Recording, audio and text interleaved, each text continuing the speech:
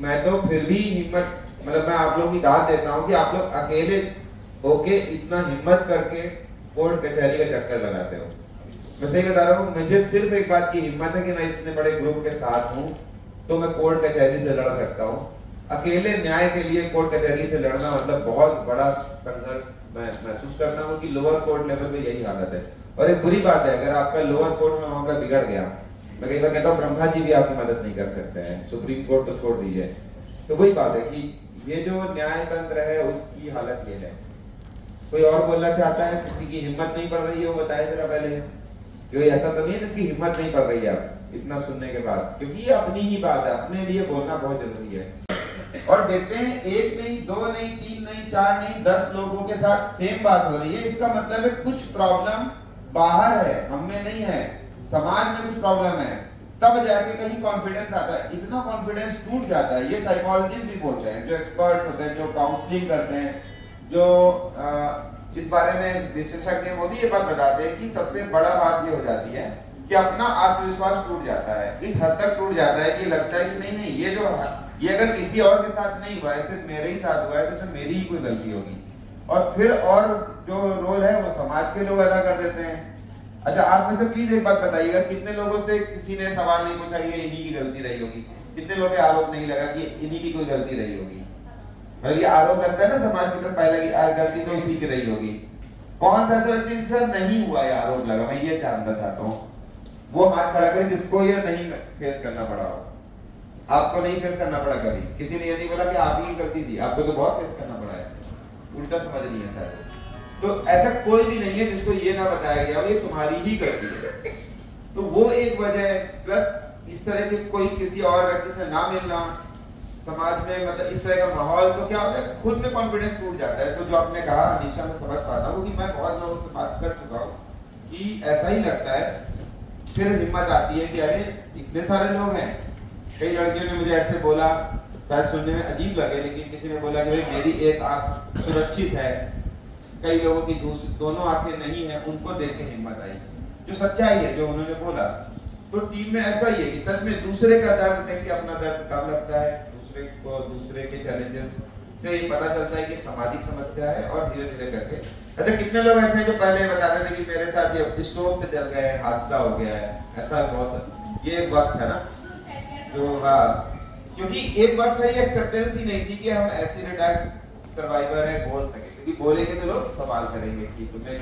लेकिन अब शायद बहुत हिम्मत करके पहला वर्ड ये बताने की, पहले अपने परिचय में ही जोड़ देते हैं कि मैं एसिड अटैक सर्वाइवर है, क्योंकि सबने मिलकर एक ऐसा सेंस दिया समाज ने कि आप ये बात बता सकते हैं।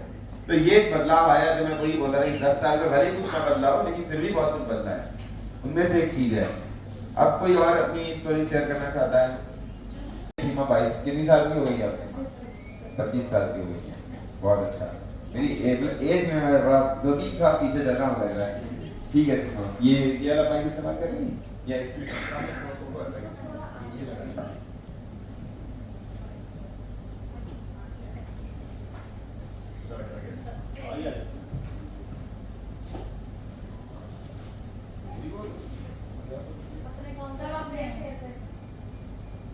मेरा कबूतर जो केस चल रहा है, मेरे अटैकर पहले छूट गए थे, जो डाला था अभी कबूतर बीच में छूट गया था। पर हमारे यहाँ का पुलिस जो है बहुत सख्त है, क्योंकि वहाँ पर पुलिस वाले जो रहते हैं, वकील रहता है तो सपोर्टिव रहते हैं। और मेरे अटैकर में उम्र कैद हुआ है, और जो उसके साथ में थे 10-10 साल की सजा हो गई है।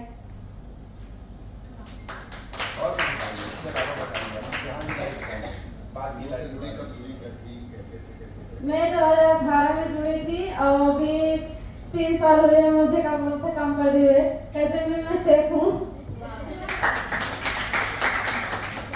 और मुझे अच्छा लगता है कि मैं बना के सबको खिलाती हूँ, और सब लोग अगर अच्छा लगता है, मुझे मेरा तारीफ करते हैं, तो मुझे अच्छा लगता है कि हाँ, मेरे काम में मेहनत अच्छी जाती है। और अटैक के बताऊं तो मेरा 2016 में हुआ था अटैक, और मेरे भाई के दोस्त ने करवाया था। भाई से ही दुश्मनी थी, पर उनका भी एक्सीडेंट करवा लिया था, और उन्होंने बोला था तुम्हारा घर बर्बाद कर दूंगा, तो यही था कि उसका ये था कि बर्बाद कर देंगे पूरी तरीके से उसको, तो मेरे ऊपर अटैक करा दिया था। तो आज क्या लगता है, आपको लगता है कि उसने जो सोचा था वो कर पाया? शायद नहीं कबूल से कर पाया वो, क्योंकि मेरे भाई भी कबूल से अपना खुद का गाड़ी भी उनकी है, चलाते हैं, ट्रैक्टर भी चलाते हैं, ब्लोरो भी है अपना खुद का, और घर भी बनवा लिया है बढ़िया से भैया ने। तो शायद वो उसका मेहनत बर्बादी गया। और बगल में उसका भी दुकान भी है जिसने कबूल से अटैक कराया था, देखा था। तो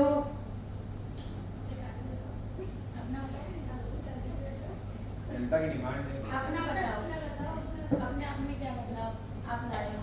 शादी होगी तो जानकारी चाहिए उसके बारे में बताओ। जीजू कैसे मिले? जनता जानना चाह रहे हैं, बोलने वाले। मैंने सोशल मीडिया से मिली है और सोशल मीडिया से ही बात होती थी। पहले उन्होंने मैसेज करना शुरू किया था, मैंने कभी रिप्लाई नहीं दिया क्योंकि मुझे पढ़ना नहीं आता था। और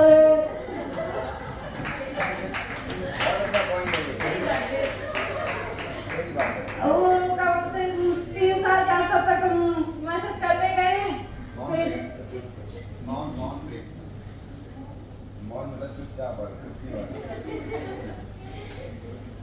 वो कहते हैं कि अगर कबूतर किसी को चाहो तो कहीं भी मिल जाएगा, बस मेहनत करते रहो।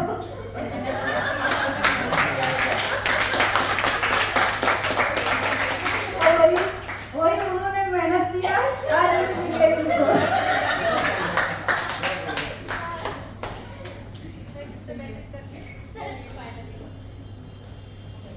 थैंक यू जी सर, बहुत खुश हूँ, बाकी और भी खुश होंगी। ये माइक सीमा की एक मजेदार बात हम हर बार बताते हैं। सीमा को पहली बार स्टेज पे बुला लिया हम लोगों ने, नोएडा वाले कैफे का इनॉग्रेशन था। सीमा लखनऊ में थी, हम लोगों ने इनका ट्रांसफर नोएडा यहाँ पे किया कि यहाँ के कुछ मेंबर तलाश रहे थे कि भाई नोएडा कैफे में कौन काम करेगा। सीमा का मन लग चुका था लखनऊ में, यहाँ पे पूरे अधिकारी सब पूरा इनॉग्रेशन का कार्यक्रम है। सर क्या बोल रही है सीमा? हमको यहाँ जबरदस्ती ले आए हैं लोग, हमको यहाँ रख दिया है। तो इसके बाद भी लेकिन मजेदार बात है कि किसी ने माइंड ही नहीं किया सीमा की बात, सब लोग हंस दिए। जैसे अभी आप हंस रहे हैं, मैं तो एक बार को घबरा गया, पता नहीं क्या बात इसका इश्यू बनेगा, क्योंकि ऐसे बोल दिया इसने। फिर किसी सब लोगों ने भी हंस के टाल दिया, सबने सोचा है मजाक कर रही है, पर सीमा बिल्कुल मजाक नहीं कर रही थी। सीमा को अच्छा नहीं लग रहा था, सीमा को लखनऊ में अच्छा लग गया था। तो सीमा बहुत मुंहफट भी है, ये मुझे अच्छा लगता है। अब मैं बहुत क्विकली चाहता हूँ मौसमी, आप भी, आपकी जर्नी भी समझने लायक है, आइए आप भी बताइए और फिर हम लोग थोड़ा आगे बढ़ते हैं। या कोई भी और बोलना चाहता हूँ फिर, क्योंकि अब ये एंड की तरफ हो सकता है कि आपके सवालों में ही बाकी पॉइंट आ जाए।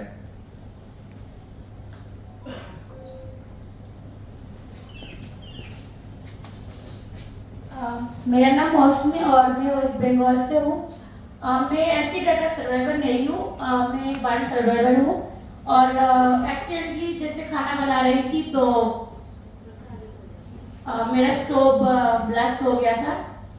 बट मैं 2019 में हुआ था और मेरा एक्सीडेंट, बट तब भी मुझे नहीं पता था कि ऐसी अटैक होता है और इतने सारे लोग हैं जो सफर कर रहे हैं।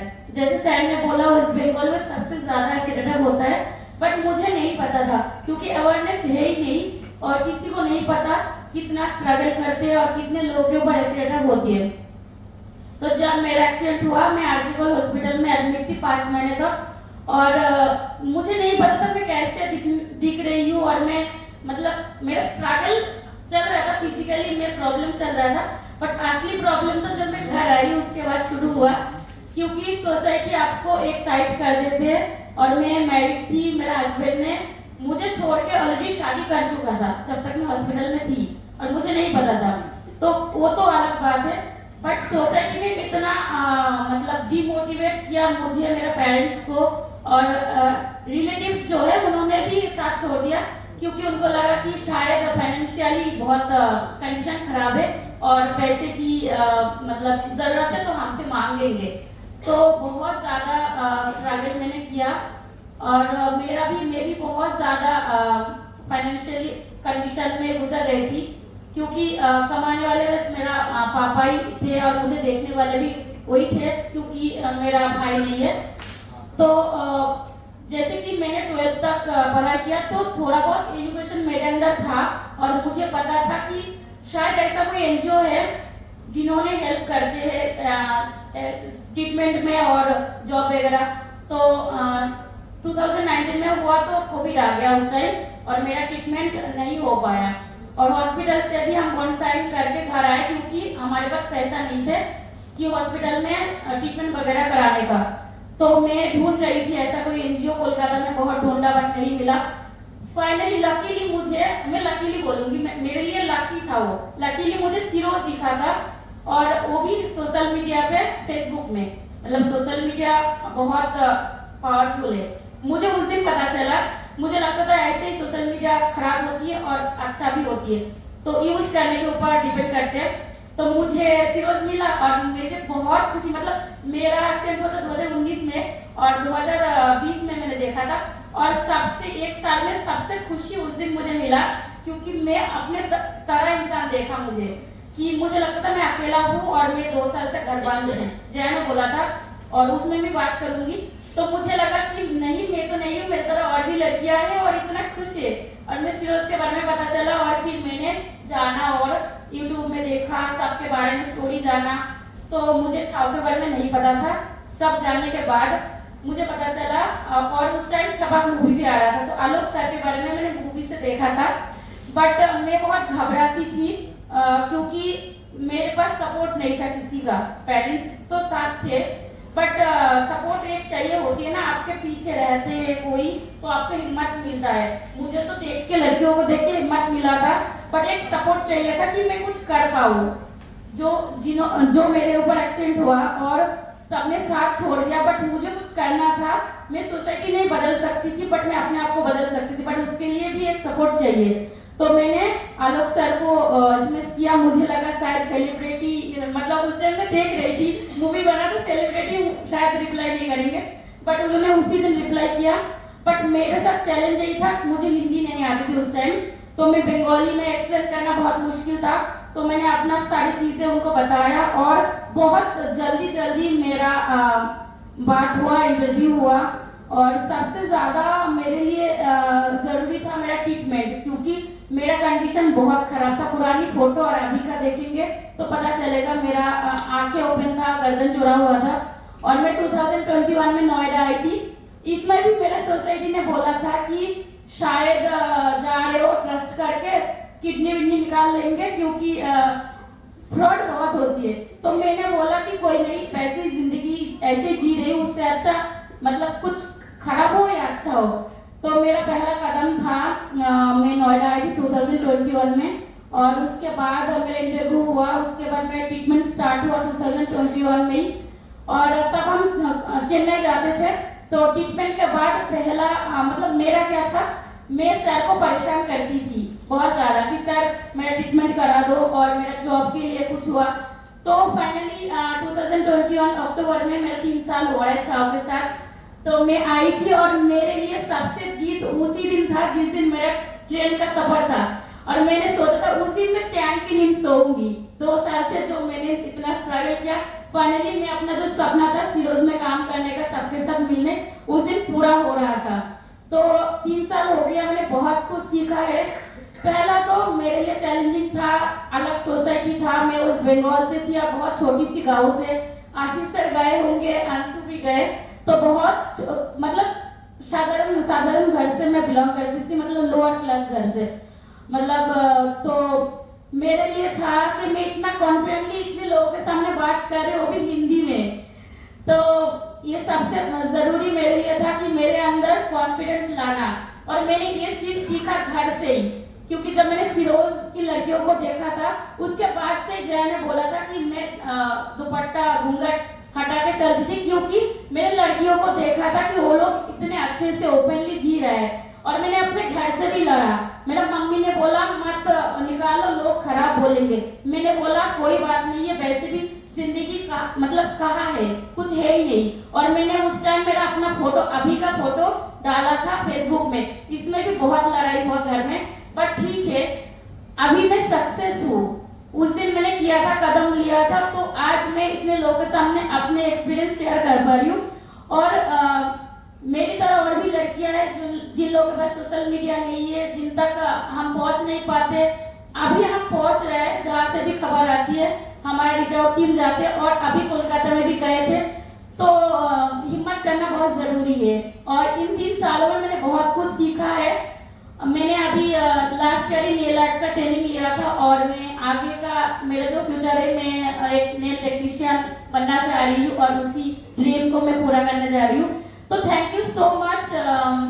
मुझे इतना सपोर्ट मिला छाव फाउंडेशन से, और शायद इनके वजह से मैं इतना कॉन्फिडेंट हूँ आज। मैं अपना जिंदगी जी रही हूँ, और बचपन से अभी तक मेरा जो 3 साल का सफर है, मुझे लगता है मैं फ्रीडम हूँ, क्योंकि मैं इंडिपेंडेंस हूँ और मैं अपने पेरेंट्स को भी सपोर्ट कर रही हूँ।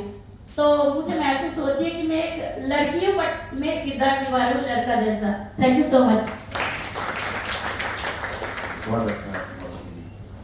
हमने ऐसी बात कही, मैं इनको पढ़ रहा था कि जजेस को न्यायमूर्ति कहा जाता है, क्योंकि ऐसा माना जाता है, ऐसे कानून ने उनको ऐसे दिखाई नहीं किया हुआ कि उनका होना ही न्याय है।